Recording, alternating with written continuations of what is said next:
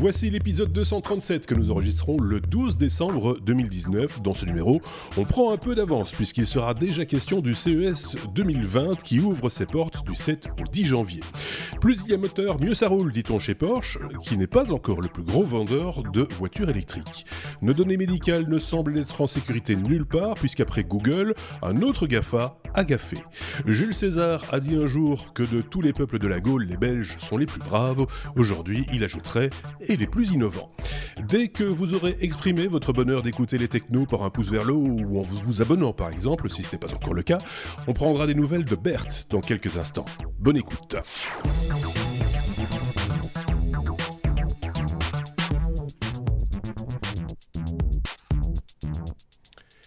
Les chroniqueurs du jour, vous le savez, hein, ça change chaque semaine, hein, c'est chaque fois deux nouveaux chroniqueurs, sont ceux-ci. Hop là, d'un côté, nous avons Marc, Belgique, j'ai envie de dire Brabant flamand, voilà. De l'autre côté, nous avons Thierry, Suisse. Canton de Vaud, voilà, c'est le grand écart entre ces deux-là, et moi au milieu, en plein sommet européen. Si vous entendez des hélicoptères passer, c'est ça. Ce sont des choses qui arrivent de temps en temps dans les enregistrements. C'est assez rare, mais ça peut arriver. Comment allez-vous bien tous les deux, Thierry? Ça faisait un moment qu'on t'avait pas vu. Marc aussi, ça faisait un moment qu'on t'avait pas vu. C'est le dernier épisode de l'année pour vous. Voilà, je me suis invité pour ma part, effectivement. Je devais passer dans les technos avant la fin de l'année, avant les fêtes, avant la dinde, et tout ce qui va avec. Et voilà, tout ce qui va avec, évidemment. Parce que, je tiens à le souligner aussi en passant, tu commets un petit live, quand j'ai un petit, en général c'est un peu plus d'une heure, chaque semaine, le lundi soir en général, hein, je dis pas de bêtises, en direct de Suisse, ça s'appelle EDS, via Periscope et aussi YouTube, hein, maintenant sur ta page YouTube personnelle, et ce lundi t'as pas fait, donc non, voilà, je suis en pause, je commence à alterner une semaine sur deux parce que j'ai l'air détendu, décontracté et tout, mais là en dessous ça rame. Voilà. Il y a beaucoup de taf pour ce tout début de janvier, on y reviendra. Oui, bien sûr, donc, on va en parler. Voilà, on fait un petit peu de pause pour ODS, mais pour les technos, voilà, c'est un petit peu le cadeau de Noël. Je m'invite et je reçois ce joli présent que d'être là ce soir. Si je le précisais, pour ceux qui ont l'habitude de te suivre le lundi soir, la petite séquence, la minute vanne aura lieu dans ce podcast.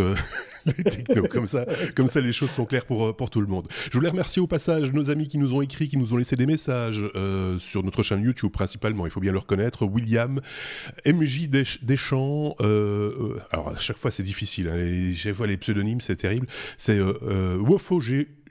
WofoGG, voilà, c'est comme ça, qu'est-ce que vous voulez.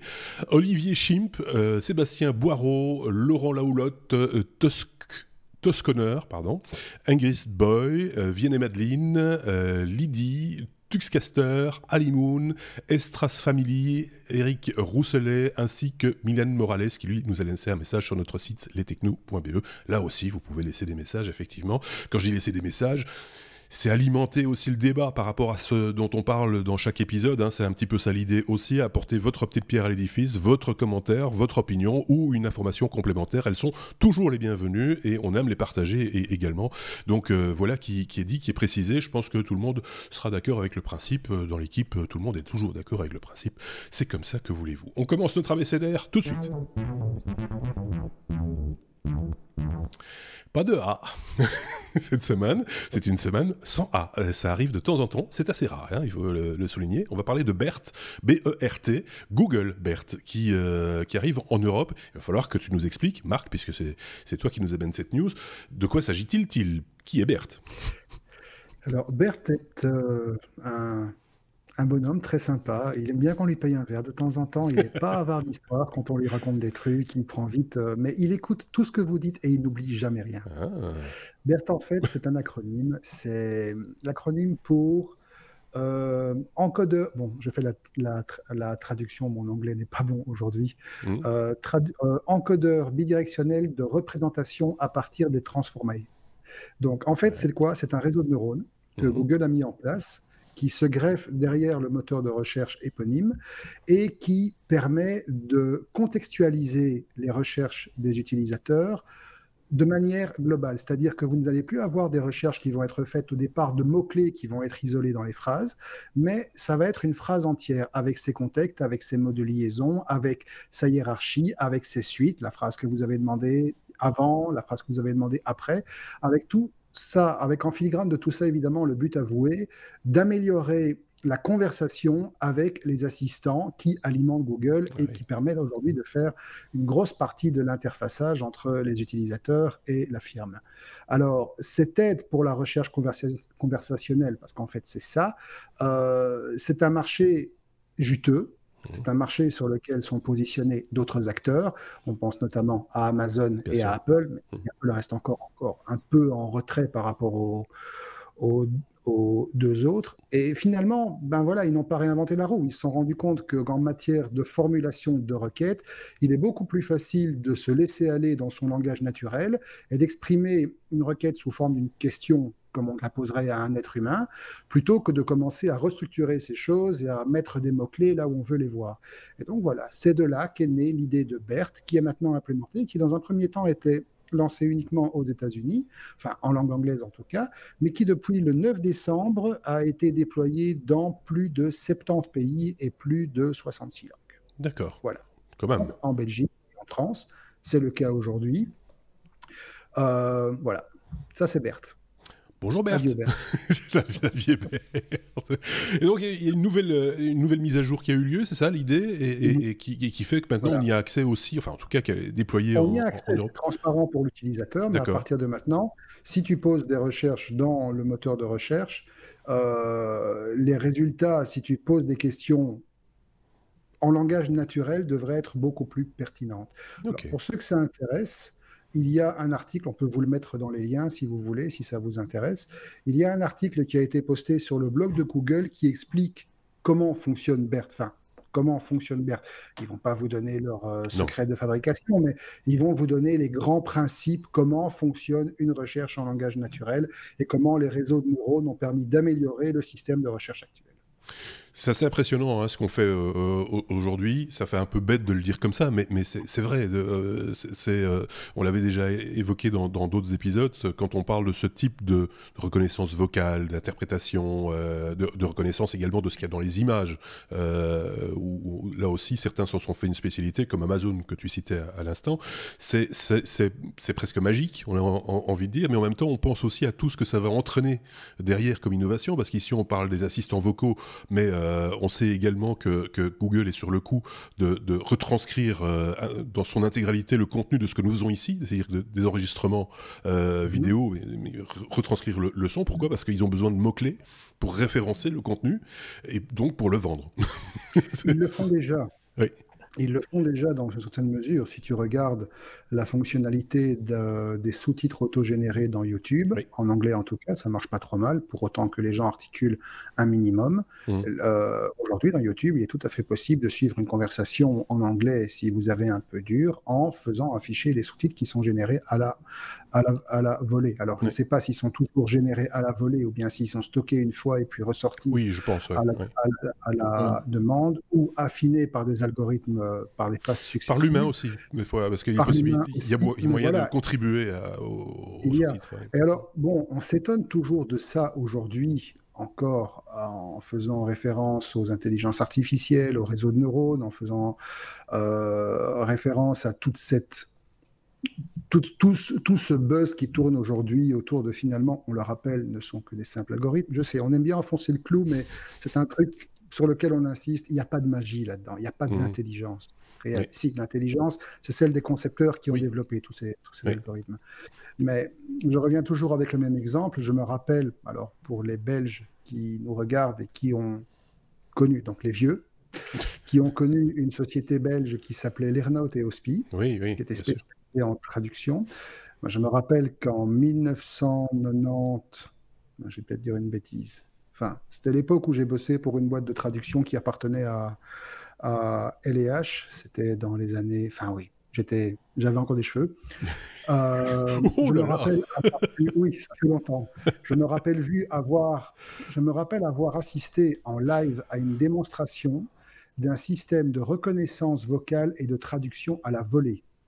On parle d'il y a 20 ans, plus que 20 ans. existait déjà. C'était à vous trouer, ce que je pense. Oui. Et il faut imaginer que les progrès qui ont été faits aujourd'hui, on pense notamment à la traduction simultanée dans Skype, ont été immenses. Donc, ce qui nous attend dans les années à venir est encore plus immense, probablement. L'Arnaud de Hospi qui proposait d'ailleurs des kits grand public pour pouvoir faire du voice to du voice text. over IP, du voice to text. C'était pas mal parce qu'à l'époque, c'était aussi l'époque de l'IRC et on bluffait tout le monde avec ce machin-là.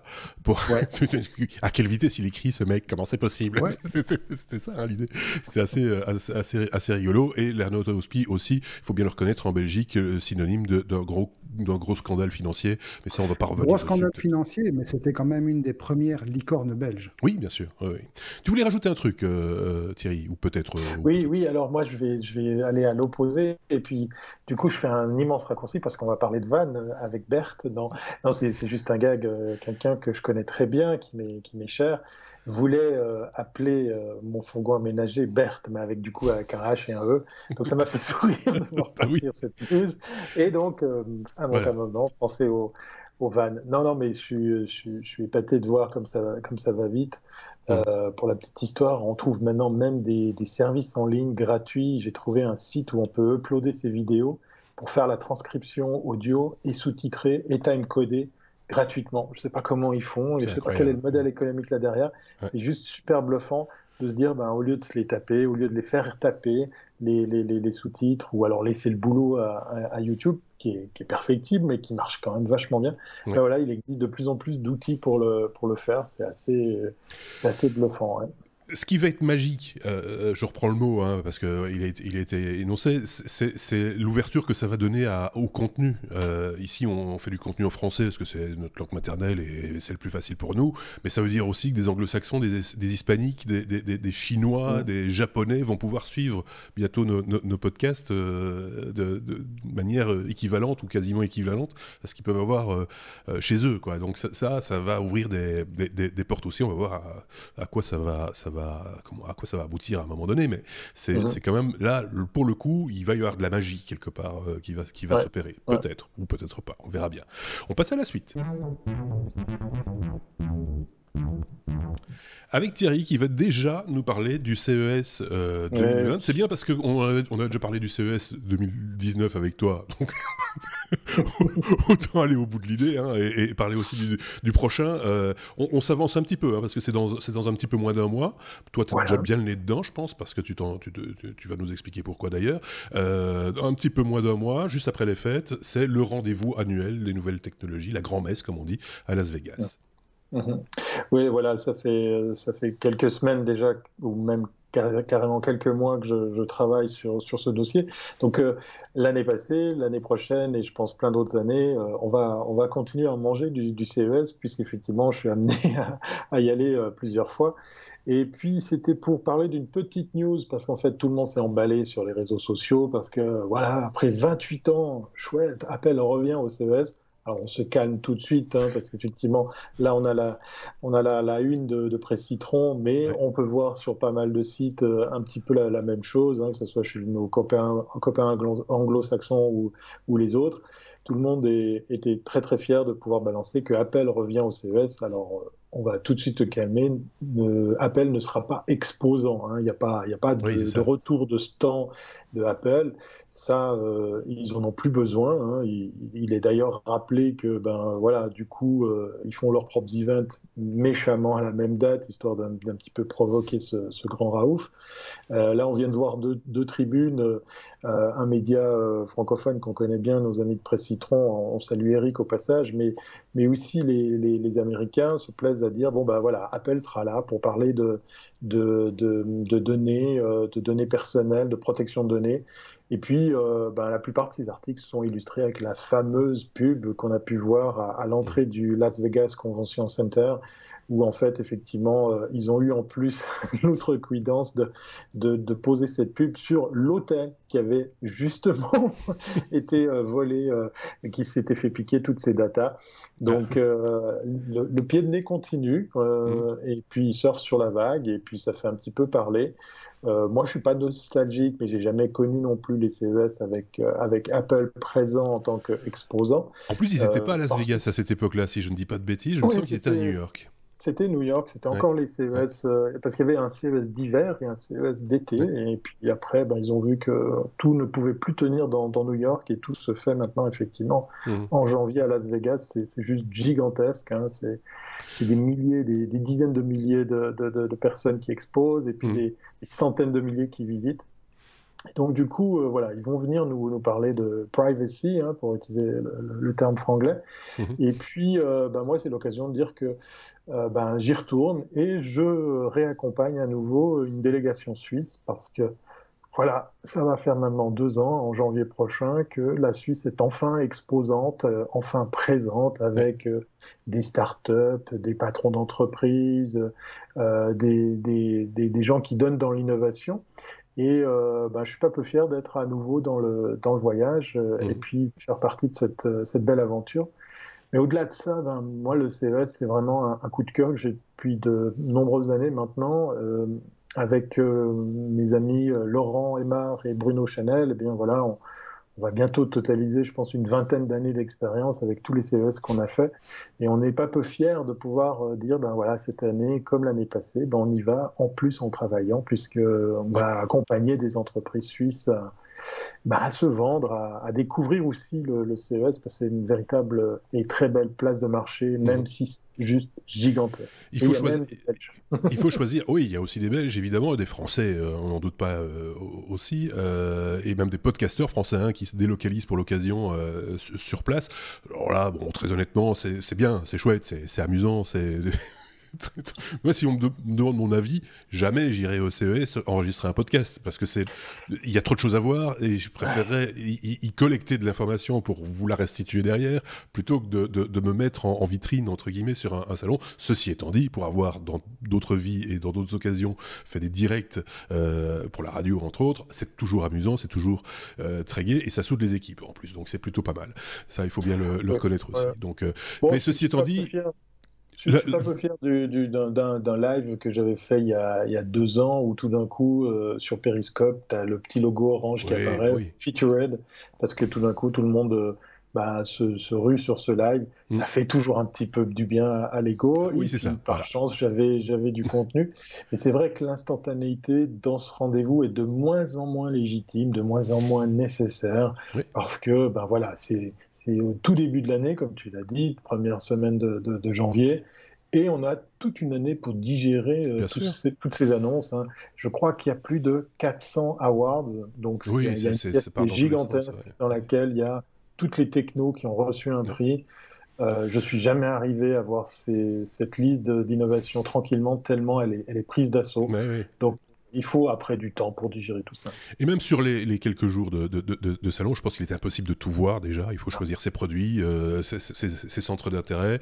Il y a toujours des choses qui sont un peu plus mises en avant que d'autres. Il y a eu toute une époque où c'était les télévisions 3D. Alors, on sait que la 3D, ça n'a pas non plus percolé dans les foyers de manière excessive non plus. Il n'y a pas toujours de grandes trouvailles au CES. Il y en a eu hein, dans le passé, Oui, oui, oui. des grandes innovations. On attend toujours, on espère toujours une grande innovation présentée au CES. C'est pas toujours le cas, c'est pas le cas tous les ans. J'ai un peu même l'impression que c'est un peu moins en moins le cas, mais peut-être aussi parce que c'est l'air du temps qui C'est veut ça. difficile. Ouais, c'est difficile de trouver le trend, de nommer quelle techno sera la techno de l'année. C'est un exercice qui va être de plus en plus compliqué, hein, c'est clair et net. Je vous invite, chers internautes, à aller chercher la fameuse image qui est très riche, très illustrée, les 50 ans du CES, où là, en fait, effectivement, on découvre une timeline avec, ben, vous allez voir le mini-disque, vous allez voir La des VHS, vieux ouais. enregistreurs VHS, vous allez trouver toutes sortes d'appareils qu'on a côtoyés, Mhm. qui existent ou qui ont disparu, le Oui, Walkman. Donc voilà, ça va être de plus compliqué, hein, de plus en plus oui. compliqué maintenant à trouver qu'est-ce qui fera la tendance 2020. Oui, mais ça reste à découvrir. Et puis, je vous renverrai le moment venu quand ce sera sorti à l'excellent rapport d'Olivier Zrati qui chaque année collecte. Alors là, c'est une somme. C'est un PDF qui est de plus en plus, c'est un PDF qui est de plus en plus lourd avec des photos, avec de l'illustration, de l'opinion, machin, etc. C'est super bien foutu. En général, il arrive aux alentours du mois de mars maintenant. Tellement il lui faut du temps pour le. Mais il y a déjà des prémices dans les. Je sais pas non, moi non comment plus. On le croise de temps en temps au CES. C'est impressionnant. Comment il y arrive?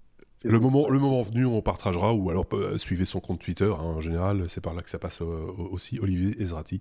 Voilà, je tenais à le dire, juste, je le connais pas personnellement, mais je trouve ce travail admirable, et donc voilà, autant le signaler également. Je sais pas si Marc avait un truc à rajouter sur le CES, il l'attend, hein, comme chaque année, comme nous tous, on attend un peu ça. Mais voilà, il fait une moue.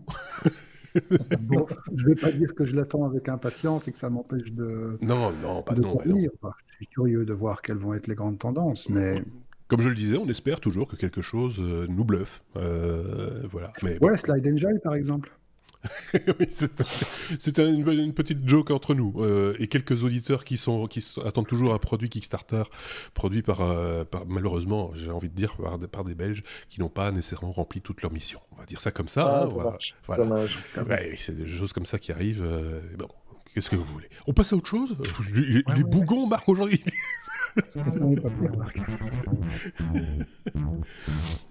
C'est comme Chine, alors que j'ai plus ma conduite sous les yeux, ça va être compliqué de vous en parler. Bah si, la Chine qui bannit le matériel étranger dans ses administrations, et pas que, je pense, Marc, il y a vraiment là une volonté de se couper une fois de plus du monde, au niveau technologique en tout cas. Je ne sais pas si c'est une volonté de se couper du monde ou si c'est une manœuvre politico-commerciale pour répondre aux manœuvres de l'administration Trump. Rappelons quand même rapidement que Trump a interdit aux entreprises américaines de commercer avec les géants technologiques chinois. Donc on pense notamment à Huawei, Transcend et toutes les boîtes qui apportent aujourd'hui quand même pas mal de poids sur le marché de la high-tech. Probablement fortement en réponse à cet embargo à peine déguisé, l'administration chinoise dit vouloir remplacer d'ici 3 ans, c'est court, 3 ans, tout son parc informatique. Vous voyez la Chine, c'est grand la Chine.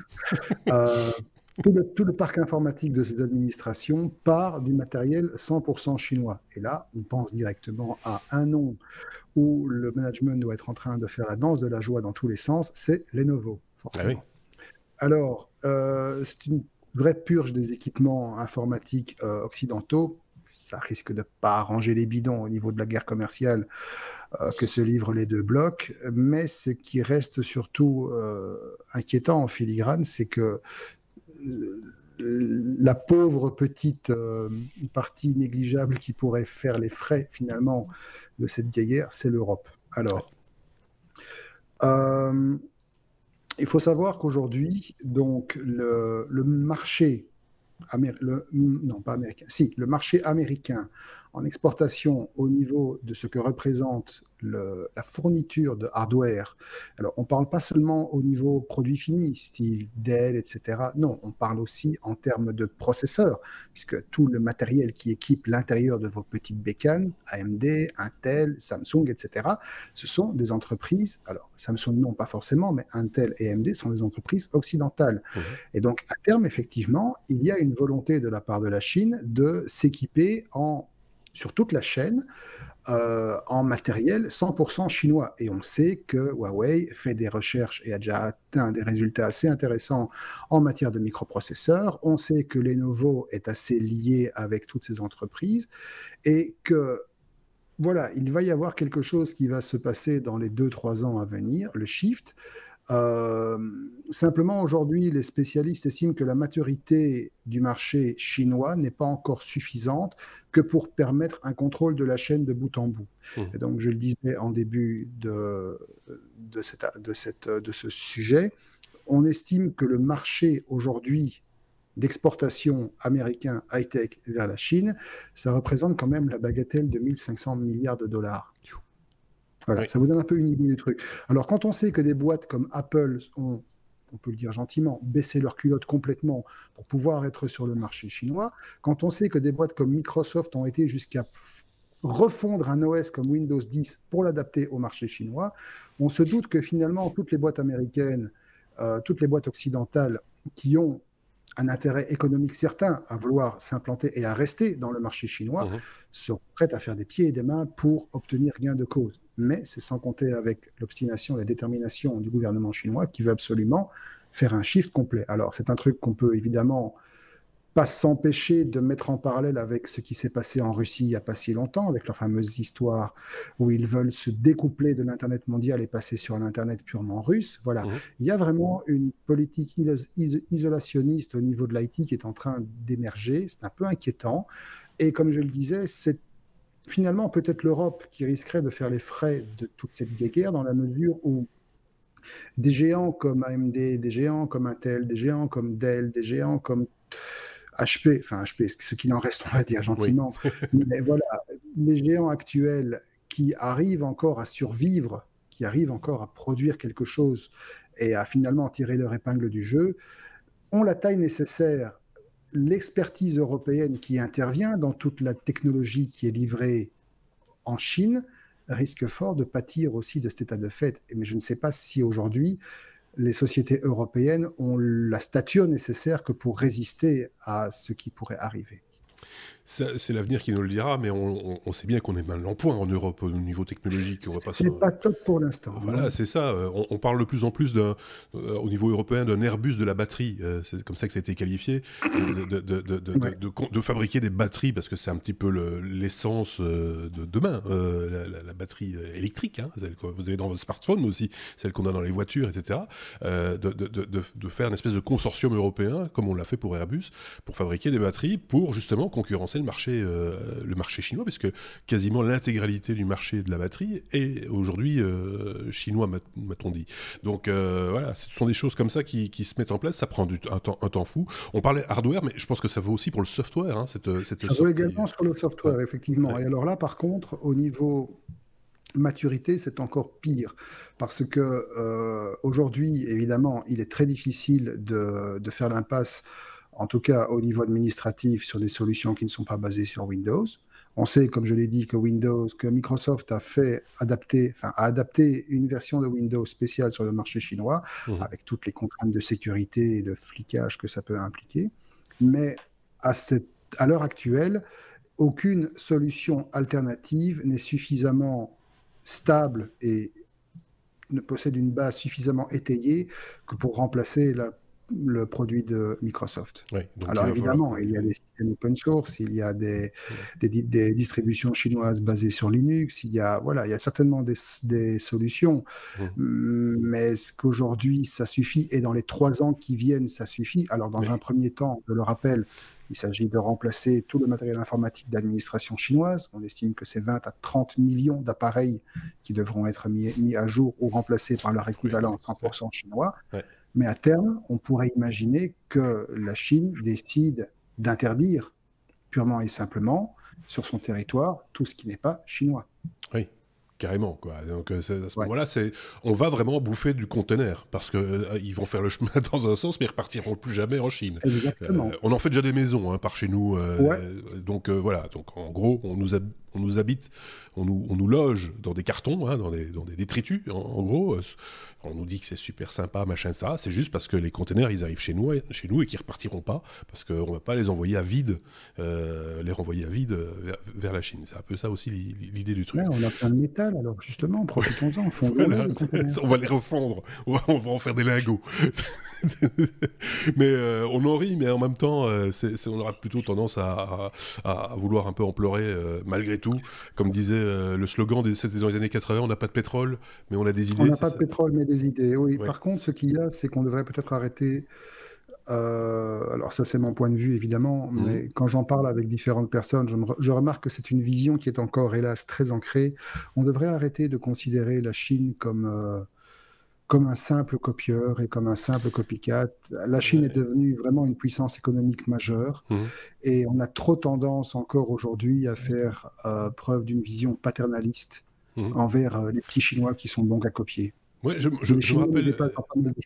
Dans le domaine, c'était surtout vu dans le domaine automobile, mais on a tous les trois l'âge de s'en souvenir, me semble-t-il, de l'arrivée des Japonais sur le marché de l'automobile en Europe. Ouais. Et on était tous, enfin beaucoup de nos parents ou de nos grands-parents étaient très protectionnistes en disant non, moi j'achète français, moi j'achète allemand, ou moi j'achète, etc. Et surtout pas japonais. Ils sont quand même rentrés sur le marché à un moment ou à un autre. Mais on est beaucoup moins, j'ai l'impression, protectionnisme vis-à-vis des produits chinois que de l'étaient nos parents par rapport aux produits japonais. Je sais pas, c'est peut-être juste une vue de l'esprit ou c'est une impression que ça me laisse, moi. Je sais pas ce qu'en pense Thierry pour conclure sur le sujet. Oui, je suis entièrement d'accord avec Marc. Je corrige pas mal de mes contacts, mes amis à dire non, arrêtez avec cette image complètement galvaudée du chinois qui copie. Non. Ils innovent. On parlait du CES. Je vous avais parlé à l'époque du fameux drone autonome, mais voilà, ce sont quelques petits exemples parmi des centaines et des milliers. Moi, par rapport à cette news, je me fais du souci, c'est effectivement le système d'exploitation, les logiciels, la partie logicielle. Ça, c'est un vrai challenge. Je suis curieux de voir comment ils vont renverser la vapeur, comment ils vont solutionner ça, parce qu'on est quand même méchamment dépendant d'un truc. C'est ce qu'on met dedans nos machines, quelle qu'elle soit. On verra bien, c'est l'avenir qui, comme toujours, qui nous le dira. Ça tombe bien qu'on en parle, parce qu'on est à la lettre I, comme innovation. Je disais, il n'y a pas de pétrole, mais des idées. Apparemment, il y a des pays où on en a un petit peu plus que d'autres. C'est un classement qui nous est apparu. Alors, il vaut ce qu'il vaut. Ce classement, c'est l'INSEE en France, si je ne dis pas de bêtises, qui l'a publié cette semaine, et qui a fait un classement des pays européens les plus innovants, Thierry. Oui, alors j'ai décidé de traiter cette news, même si, pour parler très franchement, je suis toujours très très prudent par rapport à ces classements, par rapport à ce genre de hit parade. On sent la fin de l'année, on sent les marronniers, comme ça, les sujets qui reviennent chaque fois. Donc l'Institut national de la statistique et des études économiques, donc c'est nos amis français, qui a dit que effectivement, la France, elle est placée à la 10e place de l'innovation technologique en Europe. Alors sur le tableau que vous allez voir, vous allez remarquer que le tout premier pays, c'est effectivement la Belgique. Donc je suis pas peu fier en tant que Suisse de dire, vous êtes très très forts, chers amis belges, puisqu'effectivement vous êtes à la première place. Puis la France a méchamment reculé. Et puis, si vous regardez bien dans cette liste, il n'y a pas la Suisse. Donc c'est une petite piqûre de rappel pour nous rappeler, pour nous faire souvenir qu'on n'est pas dans l'Europe. Ouais. Donc voilà, de nouveau, je suis très très prudent par rapport à ça. Mais on en parlait hors caméra, si je puis utiliser cette expression. Moi, je vois de plus en plus d'entreprises belges, européennes en général, sortir du lot. Alors, est-ce que ça tient du fait que maintenant, il y a une espèce de réveil, il y a une espèce de prise de conscience, il y a une espèce de niaque aussi de certains pays, parce que la toute deuxième nationalité qui colle à la Belgique, c'est le Portugal. Oui. S'il y a bien un pays dans lequel on pourrait avoir des idées arrêtées, des préjugés, pour dire « ouais, mais attends, c'est bien le Portugal ». Et puis tout de suite derrière la Finlande qui n'arrête pas de nous épater dans pas mal de domaines, pas uniquement dans l'innovation. Encore une fois, moi je prends toujours tout ça avec des pincettes, mais ça a le mérite d'exister, ça a le mérite d'être fait. Chacun y va de son institut de sondage. Alors, nous, en Suisse, on se plaît à dire qu'on est dans le top 3 des pays les plus innovants.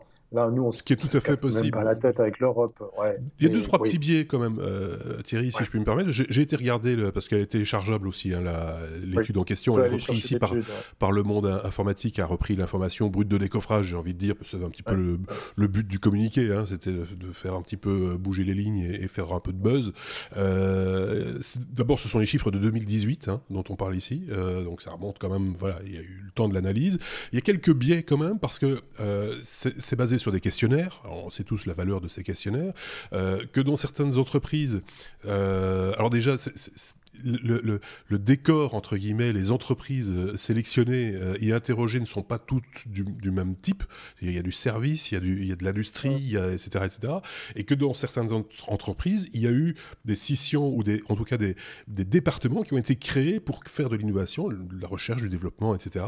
Et qui donc, forcément, ils sont plus enclins à répondre « Oui, on a innové, nous, parce qu'on a un service et qu'on paye des gens pour innover, mais ça ne veut pas dire pour autant qu'on innove, ça veut dire qu'on y réfléchit, mais c'est encore autre chose. » Et que donc, sur le postulat, il peut y avoir pas mal de biais qui interfèrent et qui font que ce classement est ce qu'il est, et à prendre, comme je le disais, avec des pincettes, puisque c'est avec un retard de plus d'un an, quoi. Hein. Et donc, des choses ont changé en France aussi, il faut bien le reconnaître, depuis un an et demi. Donc, tout ça est vraiment à relativiser, je suis d'accord. Oui, et puis en plus, on a deux composantes dans cette étude, l'innovation technologique et l'innovation au sens large. Oui.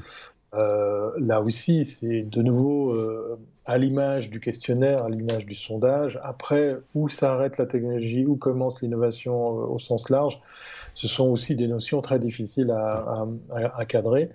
Nous, les études qu'on a en Suisse, ou en tout cas qu'on se plaît à relayer, viennent sur les postes de travail créés, sur les chiffres d'affaires, sur et éventuellement les levées de fonds. C'est des constantes qu'on peut retrouver aussi chez nos amis français. Et est-ce que c'est ça le vrai Polaroid de la situation ? Il y a eu, il y a 2 ans, plusieurs échos dans les médias ici en Suisse, parce qu'on avait une licorne. Elle existe toujours.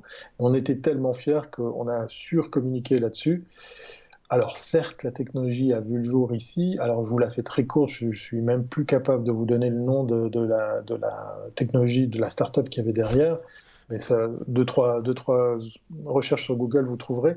C'est une technologie qui aide la rééducation physique par le jeu et par l'immersion du jeu virtuel. Donc en soi, ok, il y a peut-être un petit peu d'innovation sur l'usage de la réalité augmentée ou de la réalité virtuelle, donc ça je ne dis pas, mais on s'appuie sur des moteurs, sur des scénarios, sur des technologies qui peuvent peut-être déjà exister. Là où c'est intéressant, c'est qu'ils ont interfacé la chose avec tout un appareillage électronique où en fait le patient peut se placer pour pas être juste assis sur une chaise avec une paire de lunettes, mais vraiment une aide à la rééducation complète qui peut être motorisée. Et puis, ce projet, bien évidemment, a dû lever beaucoup plus d'argent, et c'est malheureusement pas en Suisse que ça s'est fait. Donc moi, je suis toujours très critique par rapport à ça, parce qu'effectivement, ici, on a... Alors, je ne sais pas si c'est la même chose chez vous en Belgique. Les Français me disent, ouais, t'en fais pas, c'est pareil chez nous, mais je suis un peu moins d'accord avec leur explication sur le fait que nous, on est très frileux sur l'investissement dans les nouvelles technologies, sur les startups. On a pléthore d'organismes qui aident à la création d'entreprises, de levée de fonds, et là, je vous parle de dizaines de milliers de francs. Donc, ok, ça reste de l'argent, mais c'est rien du tout par rapport à des besoins comme une start-up comme celle-ci. Mais pour avoir interviewé beaucoup de patrons de start-up à une époque, souvent ils me disaient tous la même chose. Si on veut faire une levée de fonds, il va falloir qu'on migre là où ça se passe. On a parlé beaucoup évidemment des États-Unis à l'époque. On parle beaucoup d'Israël aussi. On parle de différents pays où il y a des gens qui sont prêts à mettre de l'argent, et pas qu'un peu, et donner toutes ces chances aux produits, comme on dit. Alors que c'est vrai que sous nos latitudes, on va vous donner un peu. Et puis, oui, mais avec ce un peu, je vais pas pouvoir vous dire. Si ça marche, on vous donnera encore un peu. Mais à un moment donné, ça coince un peu, comme on dit. Marc, est au fait de ce genre de choses, me semble-t-il. Ton petit mot, ta petite opinion sur ce débat. Non, ce sont des souvenirs que... Bon, je ne vais pas dire que je préfère censurer, mais effectivement, quand on s'est lancé avec Sébastien il y a plus de 10 ans maintenant, les premières années, ça a été un parcours du combattant, parce qu'en plus, nous avions le malheur d'avoir des embarras légaux derrière, vu qu'un concurrent n'avait rien trouvé de mieux que nous coller procès sur procès pour essayer de conserver Enfin, de toute façon, il l'a perdu, le type s'est explosé complètement, mais pour essayer de conserver une avance par rapport à notre solution.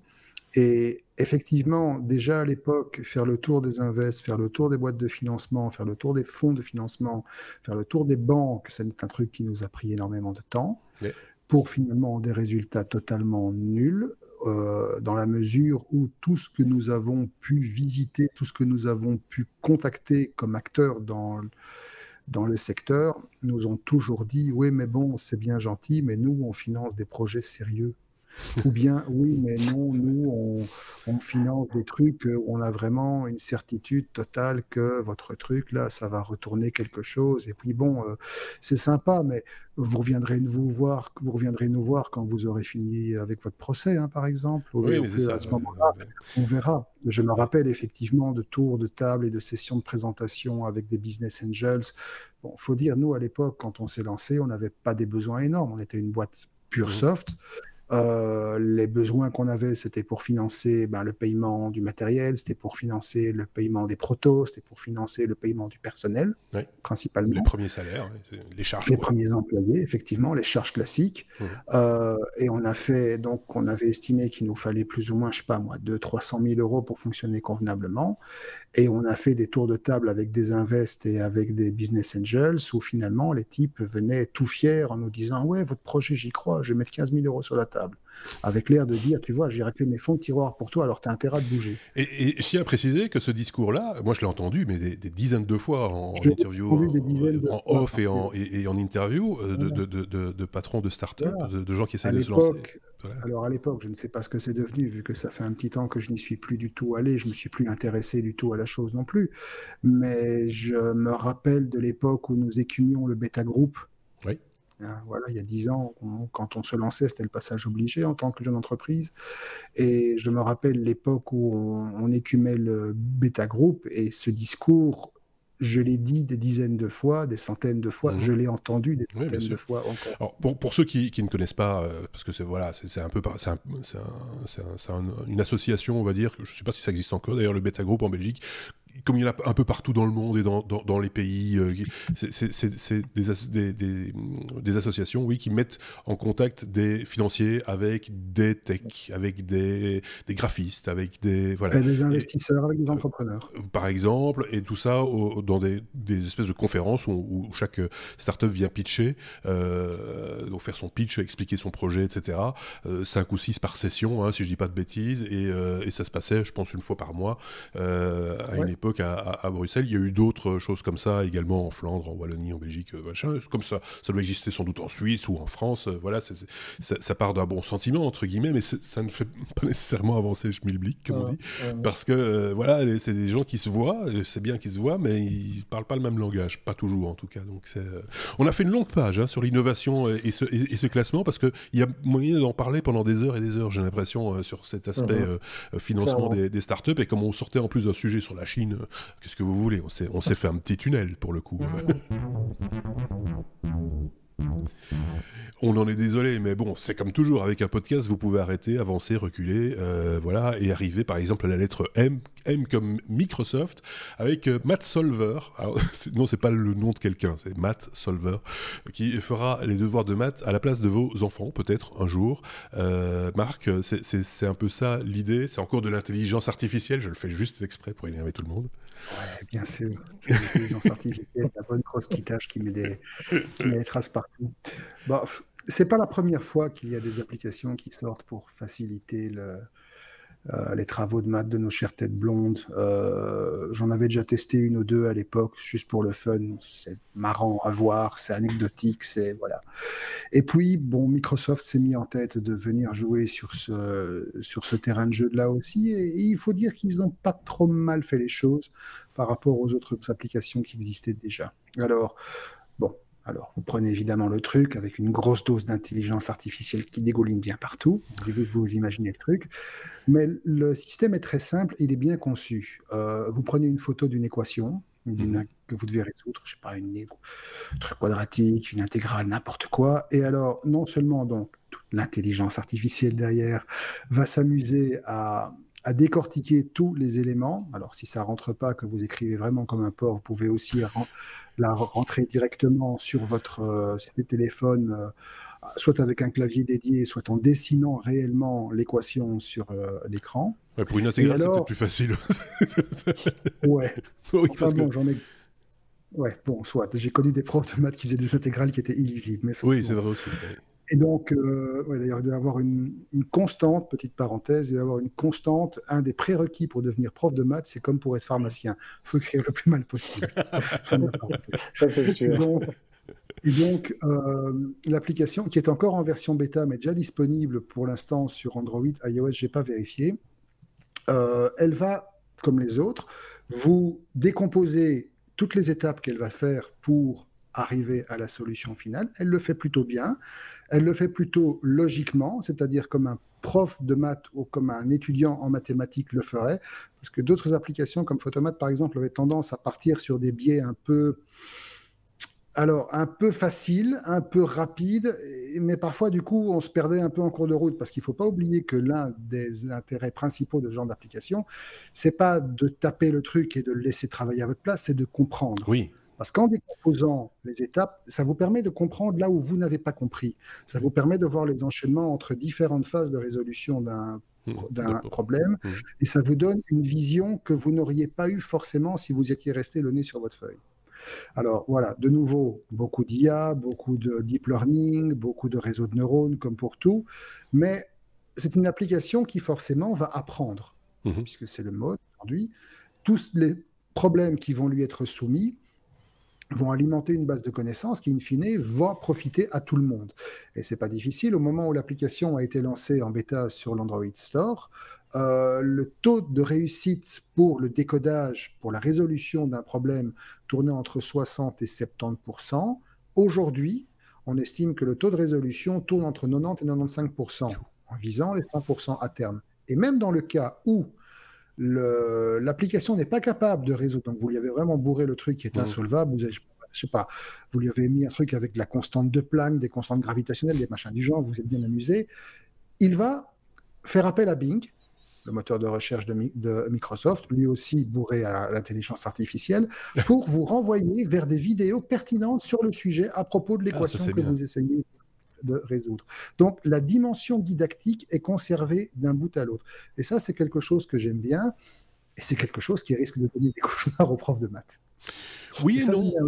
Je pense que c'est très complémentaire en fait de l'approche humaine, on va dire. Oui, mais encore une fois, c'est l'utilisation qui va en être faite. Oui, tu as les cancres qui vont vouloir en faire le moins possible et qui vont se contenter de recopier le truc, comme tous ceux qui reprennent des extraits entiers de Wikipédia. Bien et sûr. puis tu as ceux qui vont s'en servir effectivement pour comprendre. Ouais. Et ça, ce que tu dis là, c'est vrai depuis qu'on a la machine à calculer, qu'on a pu amener la TI 30 en classe. Je veux dire, voilà, il y avait des gens qui se disaient tiens, c'est intéressant. Oh, le résultat, j'avais le même, tu vois, qui font quand même, qui cherchent et qui cherchent une confirmation par la machine. Ici, c'est un outil didactique.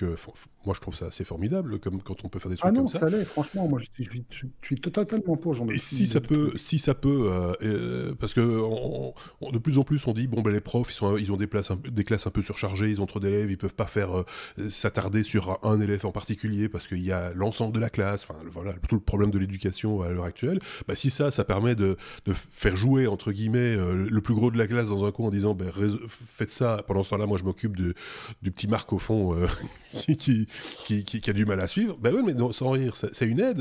Donc c'est une béquille quoi. Donc moi je trouve ça plutôt pas mal. J'avais eu la même réflexion pour vous dire par rapport à je pense que c'est Google qui a mis en place des algorithmes, on va les appeler comme ça plutôt que des intelligences artificielles, supposés aider les médecins dans les diagnostics et qui réussit dans certains, pas dans tous les domaines, mais dans certains domaines jusqu'à 98% de diagnostics réels, voilà, alors que le médecin arrive grosso modo à 86%. Voilà, et tous les médecins disent mais nous c'est une aide fantastique ce truc là, mais nous on a toujours du boulot, on va devoir expliquer aux gens ce qu'ils ont, donc après il va falloir les soigner une fois qu'on a le diagnostic, donc ça ne remplacera pas le médecin, comme ici ça ne remplacera pas le prof de maths, j'en suis convaincu. Par contre, qu'est-ce que ça va, moi je trouve ça plutôt sympa quoi, je trouve ça sympa aussi. C'est bien foutu quoi, donc voilà, bon. Voilà, on va rester sur ce mot-là. Sympa. Porsche. C'est un tout autre domaine, évidemment. On va parler tuture, parce qu'on parle régulièrement tuture dans ce podcast. P comme Porsche, qui veut plus de moteurs. Un autre sujet sympa. Oui, bien sûr. C'est ludique. Oui, très, très, très ludique. Je n'ai pas pu résister à l'envie de parler de cette news. Parce qu'effectivement, voilà, Ferdinand, si tu m'entends, j'aime toujours autant tes voitures.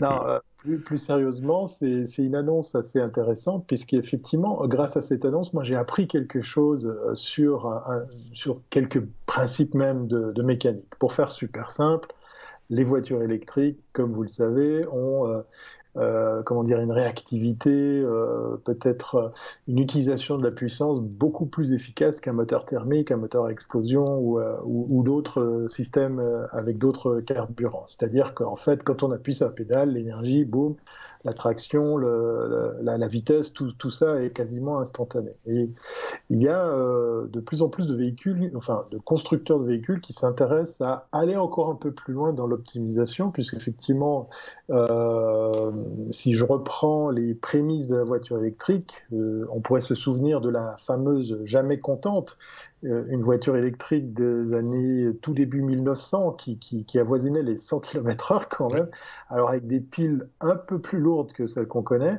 et probablement que la Jamais Contente, elle avait un truc totalement différent que les voitures actuelles, les voitures électriques actuelles, c'est qu'elle avait qu'un seul moteur électrique. Là, la plupart des fabricants ont un moteur paressieux. Certains vont jusqu'à mettre un moteur à l'avant et 2 moteurs à l'arrière. Qu'est-ce que ça a comme avantage? On a une puissance qui est mieux dispatchée, mais on a repris les principes même de base de la mécanique qui sont que pour distribuer la puissance, puisqu'en fait elle n'est pas forcément la même sur chaque roue, d'un côté on freine et de l'autre côté on accélère, pour faire schématiquement une explication très très brève. Donc avec l'électricité c'est pas mal, parce que quand on freine pas on génère de l'électricité, mais on a un réglage qui est beaucoup plus rapide que sur le fameux ESP qu'on trouve sur les voitures thermiques, un moteur thermique. Donc on perd de l'énergie, on freine, on corrige, mais tout ça c'est calculé par l'électronique, puis le temps que tout ça soit induit dans la transmission, voilà, c'est pas aussi efficace que ça. Alors Porsche, ils sont allés un peu plus loin, ils se sont dit, allez, on va mettre un moteur par roue, voilà, tout simplement. 4 moteurs. 4 moteurs, 4 roues, voilà, exactement. Et là où c'est intéressant, c'est que c'est pas juste pour dire, bon, voilà, on a une vraie 4 roues motrices, on a en fait un véritable atout pour améliorer la sécurité, justement, puisqu'effectivement, on va pouvoir être beaucoup plus instantané sur la répartition de la motricité, enfin, je vais essayer de dire ça en français, sur la motorisation, sur la diffusion de l'énergie.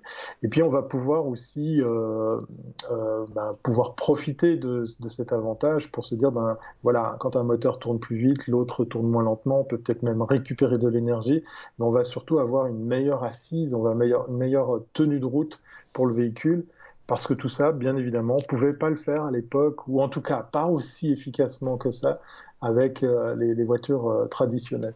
C'est amusant que Porsche vienne là-dessus, parce qu'en fait, effectivement, on est toujours on avait parlé il y a quelques temps de la petite guéguerre Tesla-Porsche. Je les vois vraiment aller vite. J'ai l'impression que là, Porsche a peut-être des moyens beaucoup plus conséquents en R&D, une véritable envie d'aller jusqu'au bout de ce truc. Et Dieu sait que j'ai pas envie de critiquer un autre exemple. Là, je vais parler de nos copains américains avec la Harley-Davidson électrique, où là, clairement, quand on a entendu parler de ce projet, on s'est dit, bon, allez, ils en font une pour en faire une. Là, Porsche prend très, très au sérieux.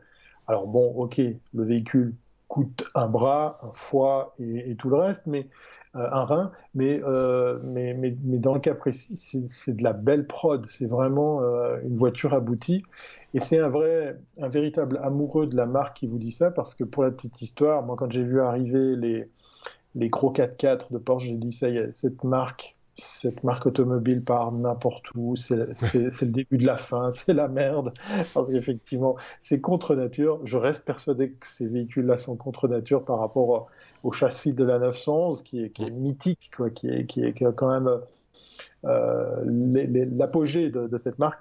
Là, je suis obligé de reconnaître que ce qu'ils font en électrique, ça tient la route, c'est le cas de le dire. Juste pour l'image, ceux qui ont l'image, qui nous regardent, la jamais contente, c'était cette espèce de cigare de Camille Genazzi, ingénieur belge. Il faut quand même le préciser aussi. Oui. À une époque, il faut bien le dire, c'était au début du XXe siècle, où il y avait plus de voitures électriques que de voitures thermiques. C'est le seul cas dans l'histoire de l'automobile où il y a eu plus de voitures électriques. Alors peut-être qu'un jour prochain, on va réinverser la tendance, et avoir plus de voitures électriques que de voitures thermiques. Ça prendra peut-être un petit peu plus de temps. on verra. Et puis ça n'aura pas cette gueule-là non plus. Il faut le reconnaître aussi. Bon, en même temps, quand on voit la dernière de chez Tesla, on va pas relancer ce débat, s'il vous plaît. Un véhicule utilitaire est un véhicule utilitaire, monsieur, et voilà, c'est comme ça. Voilà. C'est un scandale. La lettre S comme scandale. Pourquoi donc on dit ça ? Parce que c'est un scandale. Après, Google, Amazon accèdent à des données médicales et fait un peu n'importe quoi aussi, il faut bien le reconnaître. De quoi s'agit-il, Marc ? Alors, dire qu'ils font n'importe quoi, c'est un peu abusé, parce que finalement, on ne sait pas trop ce qu'ils font avec. Oui, c'est ça. Mais voilà, ils font un truc, quoi. On va essayer de ne pas tenir ce fil rouge à chaque fois que je viens dans l'émission, parce que si à chaque fois que je viens on doit parler de scandale dans les données médicales, ça va un peu faire tâche. Je me rappelle d'une époque, pour les plus vieux qui nous écoutent, ou dans les technophiles, à chaque fois que j'apparaissais, c'était pour parler d'un scandale au niveau brevet, etc. Les brevets, les échanges, les fusions d'entreprises, avec tout ce que ça impliquait. Mais ceci étant dit, c'était un dessous des cartes, et ça reste un dessous des cartes tout à fait intéressant à explorer. Parce que ça reste un dessous des cartes, effectivement. Simplement, on l'a un peu estompé ici pour parler d'Amazon, qui, après Google, tape dans les données médicales. Donc, mes données médicales, on rappelle, ça inclut entre autres des dossiers médicaux de patients, pas forcément anonymisés, avec toutes les informations délicates et sensibles qu'on peut y trouver. Mais là où ça pose quand même problème, enfin, là où ça pose question, du moins, c'est dans la mesure où le fait qu'Amazon tape dans ce genre de données est le résultat d'un accord passé avec rien moins que le gouvernement britannique. Vous savez, celui qui est en train d'être remplacé là pour l'instant au moment où on parle. J'espère qu'ils ne vont pas foutre mes vacances à Londres en l'air parce que j'ai envie d'y aller. Voilà, bordel. Et donc, pas sûr. Le gouvernement britannique a autorisé grosso modo Amazon à accéder librement, gratuitement et sans aucune limite à toutes les données de santé du National Health System. Donc, autrement dit, c'est comme si Amazon pouvait taper dans les données du ministère de la Santé chez nous. Oui. C'est juste énorme. Alors évidemment, aux yeux d'un grand nombre de citoyens, ça fait un peu tâche, on peut le comprendre. Et donc en fait, ça remonte à juillet 2019, où un peu gêné entre deux conférences de presse, le secrétaire à la santé britannique, Matt Hancock, il annonçait un partenariat avec Amazon, sans rentrer plus dans les détails, avec évidemment en ligne de mire la perspective pour les patients qui utilisent Alexa, l'assistant vocal d'Amazon, de recevoir de meilleurs conseils médicaux, vu qu'il faut savoir que maintenant, avec la mode des assistants, tout le monde a son petit Doctissimo chez soi. Vous pouvez tous lui demander si, parce que vous vous êtes coupé le doigt, vous allez avoir le cancer de l'orteil. Voilà. C'est des choses qui arrivent, c'est les gens aiment bien... Expérience personnelle? Absolument pas. Contrairement à mes petits camarades, je pense notamment à Sébastien ou à Xavier, je n'ai jamais laissé aucun assistant vocal rentrer chez moi. Il ne rentrera pas chez moi. D'accord. No way, je ne mange pas de ce point-là. Déjà, même là-dessus, c'est désactivé. Voilà. Aussi parce que mon fils m'emmerde à toutes les 5 minutes. OK Google, voilà. Donc c'est juste impossible. Bon, donc j'en étais. Voilà. Notre petite histoire avec Amazon et le National Health System des États-Unis. Donc, il n'en a pas fallu beaucoup plus pour que les soupçons d'une organisation comme Privacy International, qui s'occupe notamment de la défense des droits des gens à la protection de leurs données privées, ben voilà, ça commence à faire red flag partout, gyrophare, vous l'imaginez, partout. Et en grattant un petit peu, ils ont réussi à contraindre, entre guillemets, le gouvernement à mettre plus d'informations à disposition que ce qui avait été préalablement annoncé. Et en parcourant les informations en question, on peut se rendre compte que l'accord va beaucoup plus loin qu'un simple partenariat de principe. Grosso modo, le contrat qui a été négocié autorise Amazon à accéder à l'entièreté, 100%, des informations de santé, y compris les symptômes, les causes, les définitions, le contenu des dossiers, les données médicales, les résultats des examens, les antécédents, les historiques, les informations relatives aux patients, y compris les données socio-économiques, y compris toutes les informations qui sont corrélées aux besoins pour le traitement des données médicales.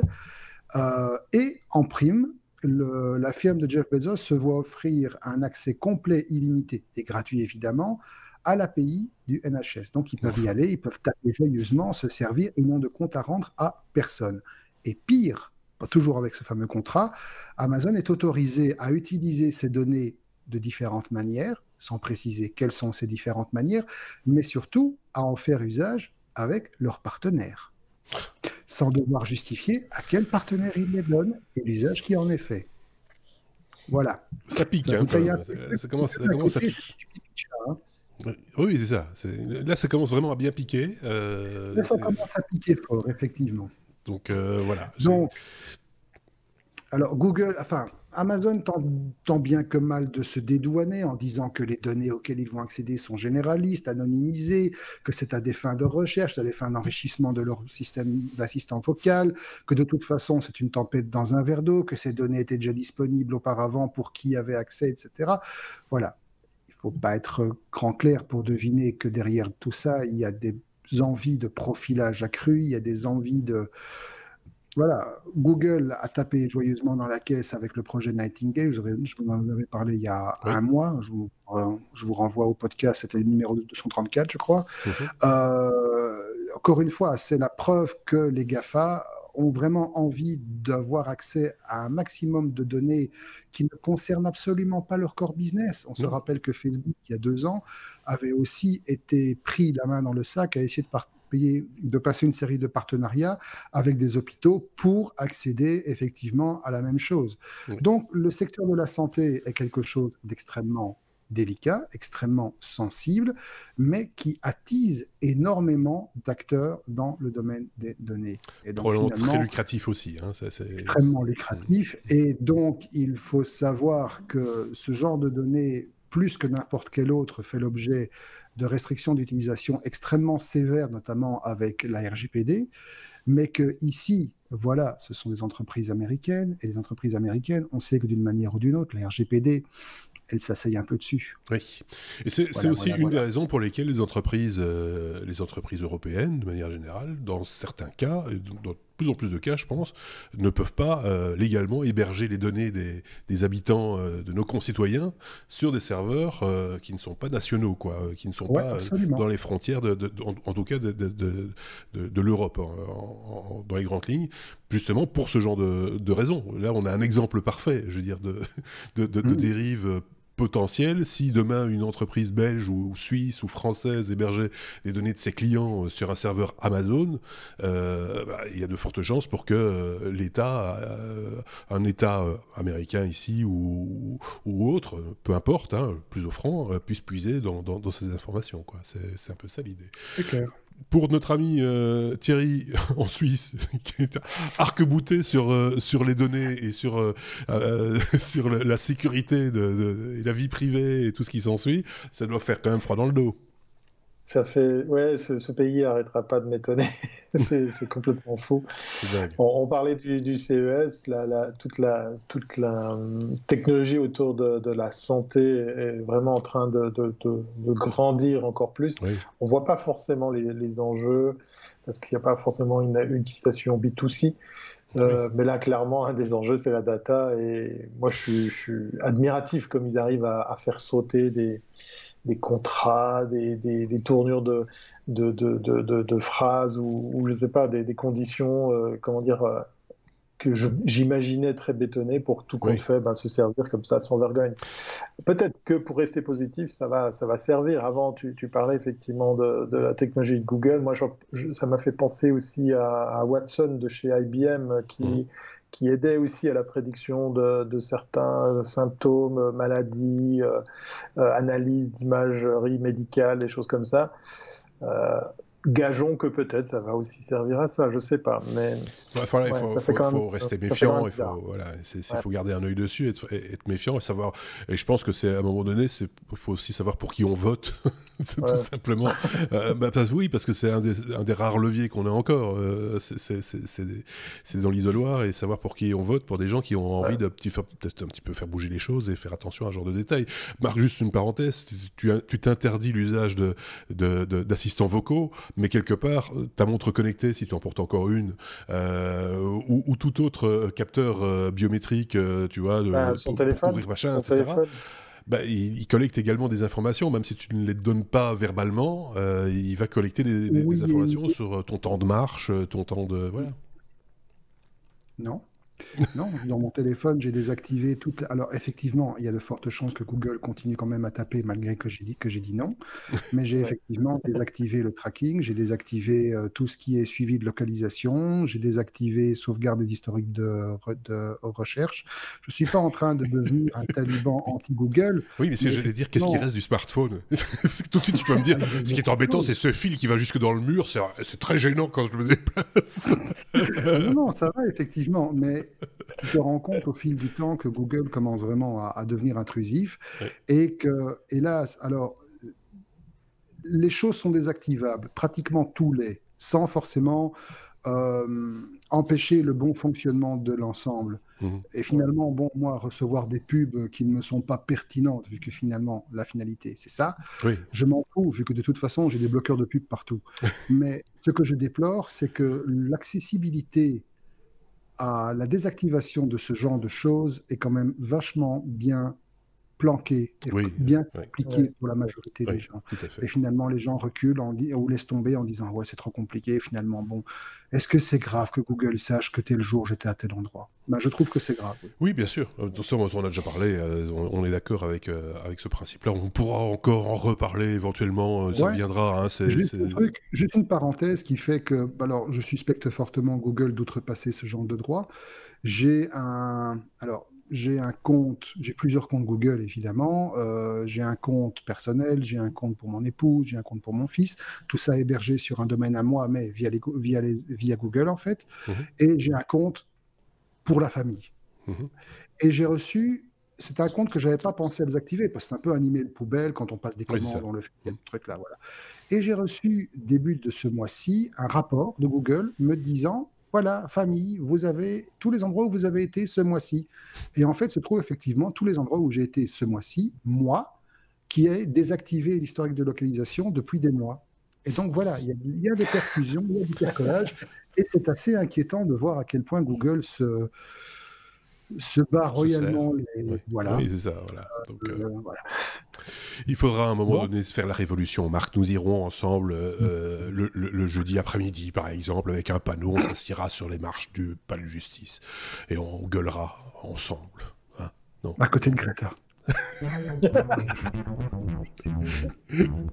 J'aime le gros rire un peu gras. Dans le fond, c'est assez surnaturel.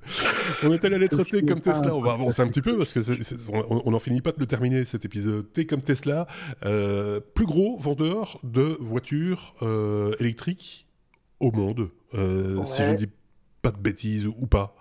Mais justement, moi j'ai vu cette news, je me suis dit non mais sérieusement, alors on nous dit dans la news qu'ils devancent les ventes de nos amis chinois de BYD, donc BYD, qui est aussi un constructeur, un fournisseur.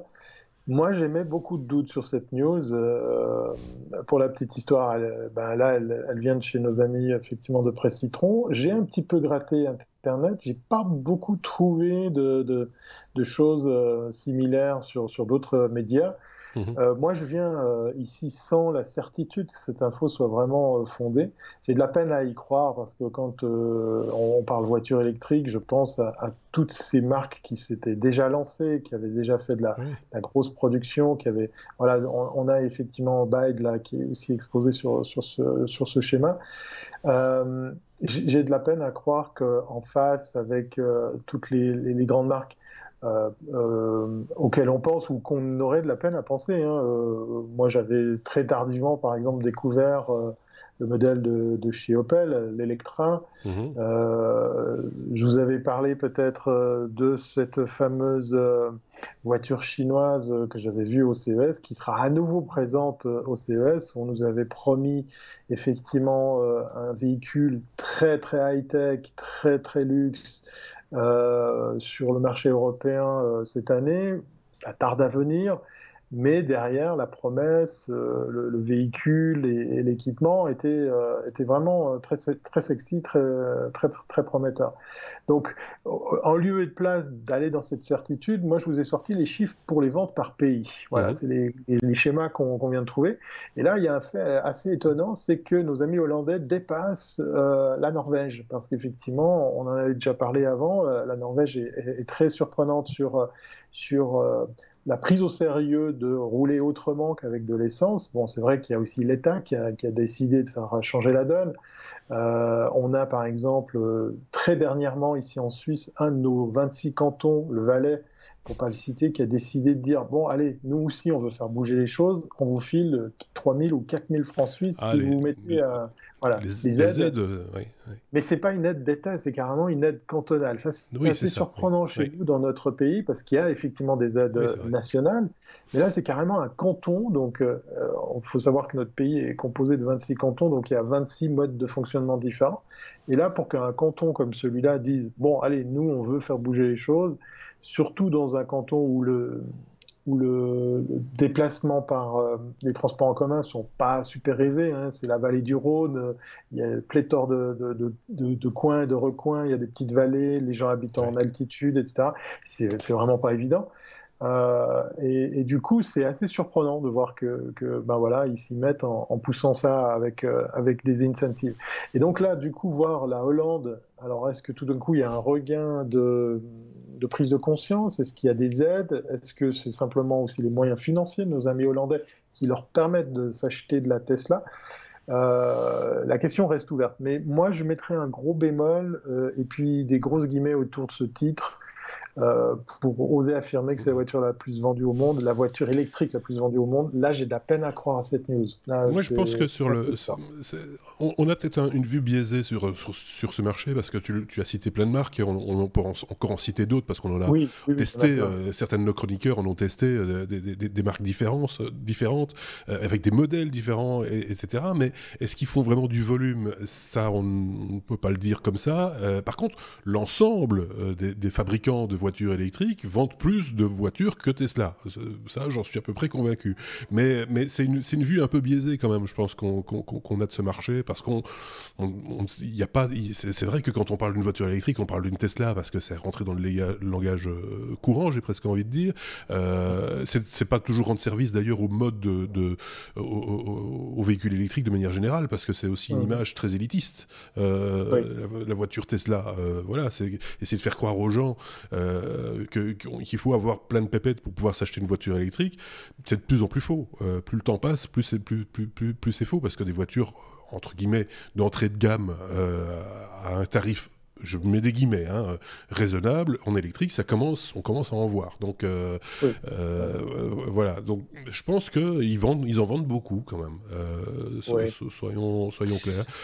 Et ils ont que ça au catalogue aussi, des voitures électriques. Tous les autres, enfin beaucoup d'entre eux, ont des voitures encore à explosion, à combustion, à vendre aussi. Donc voilà. Mais ceci étant dit, bon, c'est toujours intéressant de se pencher sur les chiffres bruts tels qu'on peut les avoir là. Voilà, c'est une news qui m'a fait penser à une autre qui est passée dans nos tribunes, enfin qui est passée dans nos radars il y a quelques jours, voire quelques semaines, où ça y est, voilà, c'est officiel. On s'était déjà avancé à le dire il y a presque 2 ans, je crois, mais maintenant, c'est a priori une certitude. Apple vend plus de montres que l'industrie horlogère suisse. Voilà. Alors, bon, est-ce que ceci est une montre? Bon, alors j'en ai une, voilà, je suis obligé de montrer. Là, le débat est ouvert, mais c'est un peu comme avant l'histoire des hit parades des pays innovants. Sachant Apple, comme ils sont très très ouverts au dialogue et à la transparence sur leurs chiffres, c'est aussi des trucs un peu, voilà, moi ça me fait toujours un peu sourire. Et je vais pas critiquer. alors j'ai coupé court à un moment donné à cette news et en même temps, est-ce que ce sont des informations qui sont primordiales? Tu vois ce que je veux dire? Est-ce qu'on en a besoin? Ça fait parler, ça fait du marketing, ça fait parler des marques, etc. Voilà, ça existe. Sinon on ferait pas ce genre d'études. Mais en même temps, ça va pas changer le monde de savoir que l'un vend plus que l'autre, ou que voilà, c'est pas, ils vont pas. Je pense que chez Peugeot par exemple, ils vont dire oh là là, c'est perdu d'avance, on va pas le faire finalement. Laissez tomber. Les ingénieurs, rentrez chez vous, on est battus, de toute façon on va pas le faire. Non, ça ne changera rien au débat, quoi. Donc voilà, je vais pas dire que c'est une perte de temps, mais non. Il faut remettre les choses un peu dans leur contexte à un moment donné, quoi. Je veux dire, c'est intéressant de savoir, tiens, oui, ils en ont vendu combien cette année, bon, pourquoi pas, mais au-delà de ça, hein, on avance.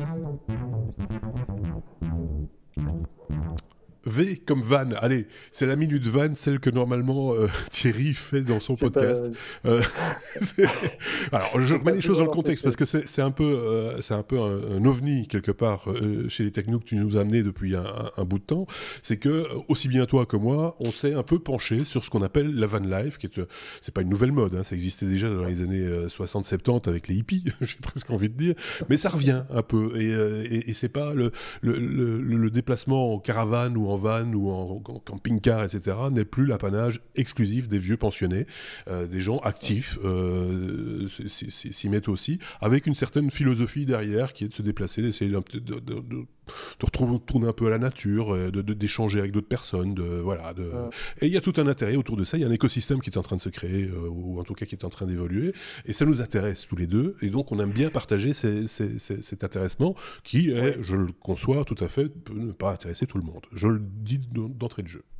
Voilà, et puis je vais me fendre d'un super effet spécial, puisqu'effectivement c'est un domaine qui me plaît beaucoup, voilà, ça y est, boum. Du coup, ben, effectivement... Ah, c'est marrant, il passe pas. Ton cœur... Non, il est resté coincé dans la machine. J'ai appuyé sur le cœur de Skype pour qu'il s'affiche sur ma tête, mais ça ne marche pas. Alors oui, je vous avais parlé de mon amour pour la van life.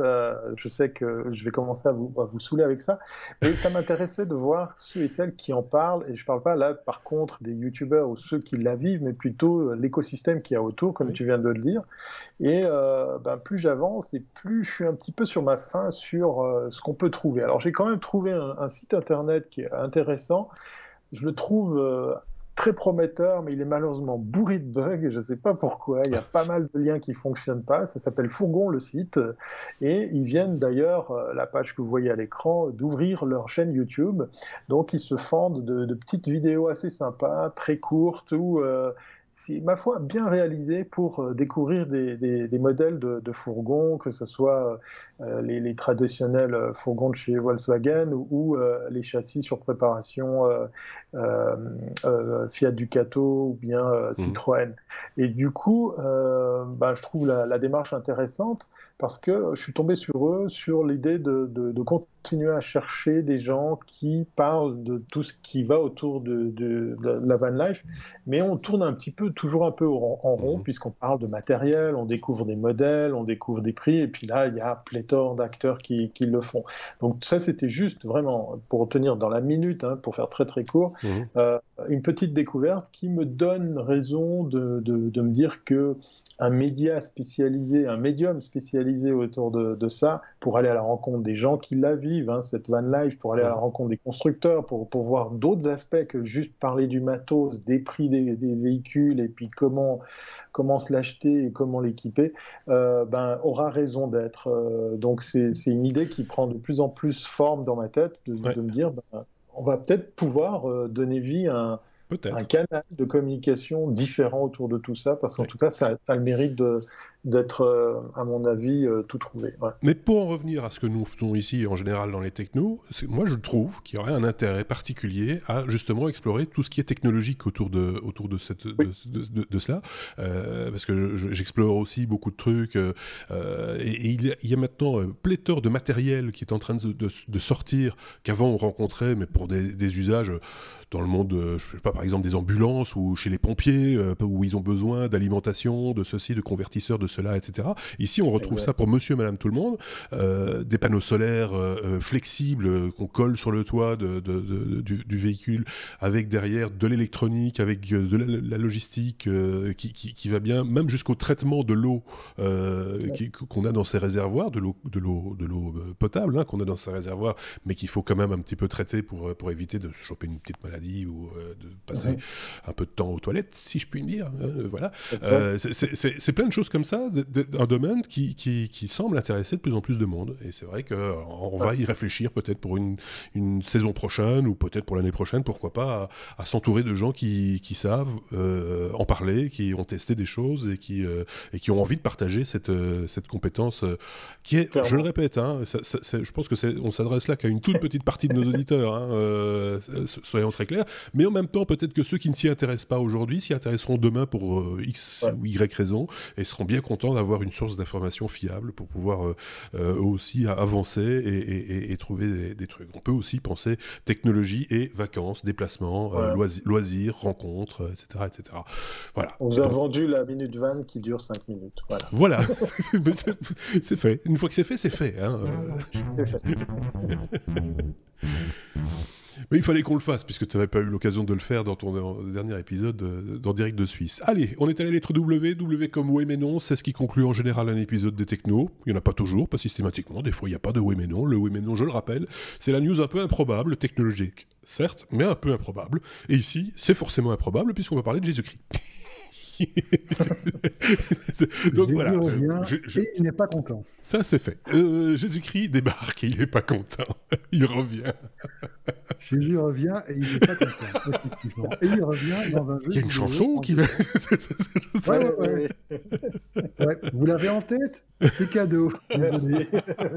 Voilà. À l'approche des fêtes, en plus. C'est totalement intentionnel, en plus. Voilà. Vous voyez la puissance de l'esprit. Bon. Par contre, la puissance de l'esprit, alors eux, on se demande quand même ce qu'ils ont pu ingurgiter comme substance. C'est un studio polonais.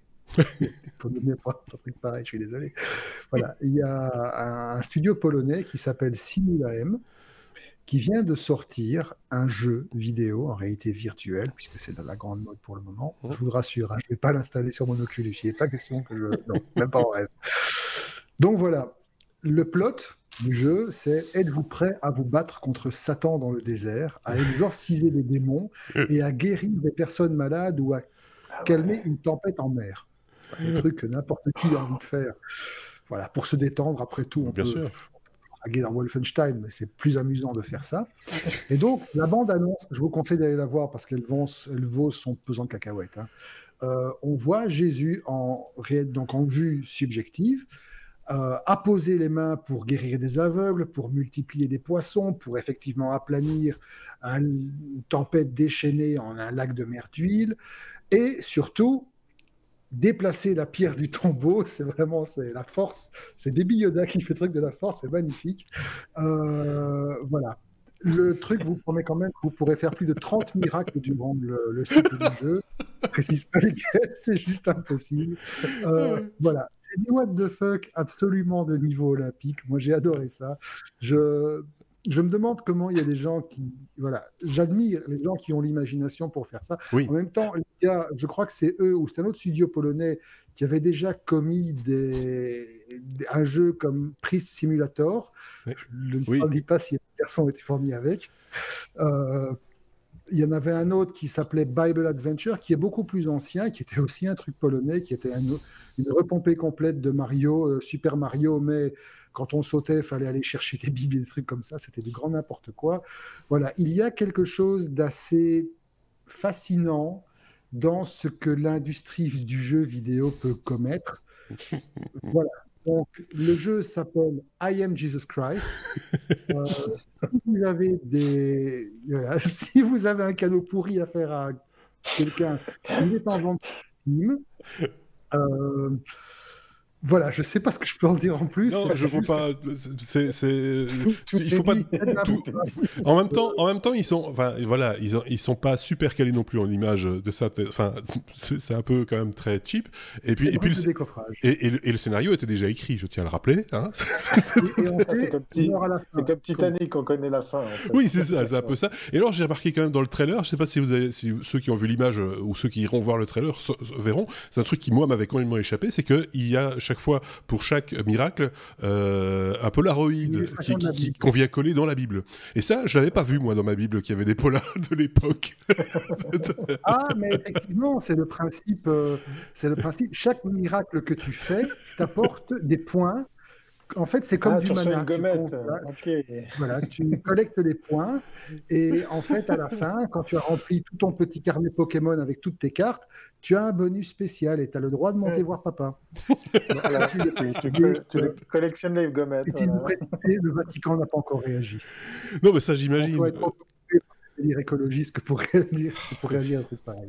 En tout cas, c'est une bonne barre de rire. Pour le coup, là, c'est une bonne barre de rire. C'est du what the fuck de compétition. Mais moi, je ne critique plus aucun jeu. J'avais critiqué une fois un jeu vidéo, c'était dans un autre podcast, celui qui a précédé les technos, et c'était un simulateur de ferme. Avec des tracteurs, machin, etc. Et c'est devenu un jeu hyper culte chez certains gamers. Farm Simulator, je pense que ça s'appelle. Et donc je l'avais critiqué en disant j'y crois pas un seul instant. Et c'est devenu un truc un peu, voilà, un peu. Donc ça. Voilà, comment dire, le chose dont je vous avais parlé il y a 2 secondes, le Priest Simulator, c'était pas Simula M. Simula M, ils avaient sorti un Thief Simulator, donc un simulateur de voleur. Ça reste improbable, ça reste. Voilà. Rassure-moi, ces jeux sont hors de prix, c'est ça ou bien en plus. Ces jeux sont à 30. Alors, I Am Jesus Christ, c'est 30 € sur Steam. Vas-y Thierry, fais-toi plaisir, tu nous feras un compte rendu. J'attends le I Am Judas, moi, pour voir, tu vois, pour vraiment les sales gosses. Il y a juste un truc génial dans la bande-annonce, hein, si vous avez vu, puisqu'en fait, chaque fois, on voit effectivement à la première personne et on voit ses mains qui l'utilisent pour faire des miracles. Et le dernier plan, il est cloué sur la croix, donc pour se servir de ses mains, c'est un peu compliqué. D'ailleurs, le teaser finit à ce moment-là. Je dis ça, je dis rien. Hein, mais bon. On ne va pas plus loin. On sait comment ça finit. De toute façon. C'est mon premier oui mais non, hein, les gars, et vous avez fait très très très très fort. Oui, là pour le coup, c'est le cas de le dire. C'est ce qui conclut en tout cas cet épisode 237 des Technos. On arrive à la fin de l'année et je ne sais toujours pas ce qu'on va faire, si on va faire quelque chose de particulier, de spécial pour l'entre-deux fêtes. En général, on essaye toujours de produire un petit truc, hein, mais ici on est vraiment un petit peu charrette, il faut bien le reconnaître. Tout le monde est fort occupé en cette fin d'année et ça se complique un petit peu. On a déjà un planning qui est bien chargé, bien rempli pour 2020, ça je peux déjà vous le dire, avec sans doute de nouveaux chroniqueurs aussi qui vont se rajouter à la liste, donc ça c'est plutôt positif. Le off qui continue, hein, le petit supplément, le petit bonus que je vous propose durant le week-end qui suit l'apparition d'un épisode, quand il y a quelque chose à dire, en tout cas je vous proposerai encore de le retrouver dans les semaines qui viennent. Donc tout se passe bien, tout se positionne bien pour les technos. Si je dis ça, c'est parce que je sais que dans le monde du podcast, tout ne va pas toujours très très bien, que certains doivent, pour des raisons économiques, pour des raisons de temps, etc., arrêter de produire des podcasts. Je pense à nos confrères de Radio Kawa qui ont annoncé aujourd'hui qu'ils arrêtaient en tout cas l'encadrement des podcasts qu'ils produisent, puisque le Radio Kawa encadre techniquement et administrativement, on va dire, différents podcasts qui, j'espère, eux, vont continuer à pouvoir vivre indépendamment. Mais en attendant, ça reste un acteur quand même important, 12 ans de présence dans le monde du podcast qui disparaîtra en tout cas au 1er juillet, puisqu'ils l'ont annoncé maintenant, mais ils vont terminer la saison proprement et dignement.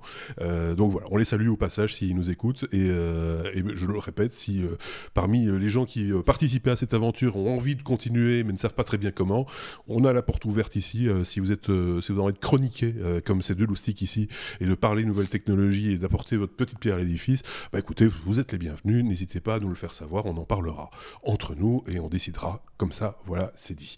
Merci à Marc pour cet épisode, passez de bonnes fêtes de fin d'année du côté de Webel en Belgique. Merci également à Thierry qui se prépare activement pour son CES. On essaiera peut-être de se faire un petit phoneur ou quoi, un petit truc via Skype, clairement, si tu as un peu de bande passante, s'il en reste un petit peu, parce que je sais que c'est pas évident à Las Vegas pendant cette période-là. Tout le monde a envie de communiquer, donc mais on essaiera de faire un petit truc, peut-être. Allez, on verra. Et de toute façon, on se retrouvera dans le courant de l'année 2020. Je pense que Marc avait un truc à rajouter. Il s'est rapproché comme ça de son micro. Comment tu donnes ma localisation? Je peux donner ton adresse aussi, je l'ai. Je suis Google. Je suis Google. Donc voilà. Merci à vous de nous avoir suivis. N'hésitez pas, les pouces vers le haut, les commentaires, etc. pour nourrir le débat. On aime bien ça aussi pour titiller les algorithmes, comme on dit. À très bientôt. Au revoir.